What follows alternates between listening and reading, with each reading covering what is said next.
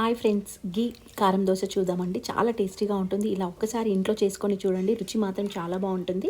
నేను 2 table spoons నిండా దోశ పిండి తీసుకున్నానండి. కొంచెం పులిసింది తీసుకొని స్టవ్ వచ్చేసి లో ఫ్లేమ్ పెట్టుకోవాలి. కారం దోశ వేసుకునే ముందు దోశ వేసుకున్నాక మనం మీడియం ఫ్లేమ్ పెట్టుకొని కాల్చుకోవాలి. దోశను వచ్చేసి ఇలా రౌండ్గా తిప్పేసేసుకొని ఇలా వేసుకున్న దోశ పైన 1.5 టీ స్పూన్ నెయ్యి వేసుకోవాలండి.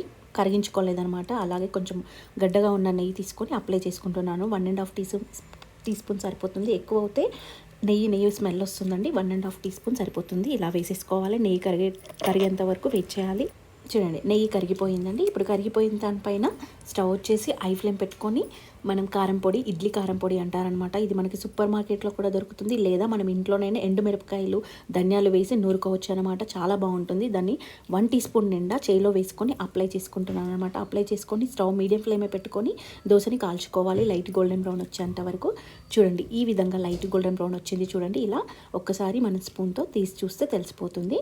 ఇప్పుడు దీన్ని మనం ప్లేట్లోకి సర్వ్ చేసుకొని సైడ్ డిష్గా చట్నీ కానీ లేదా ఆలుగడ్డ పొట్టుతో తిన్నా చాలా బాగుంటుంది.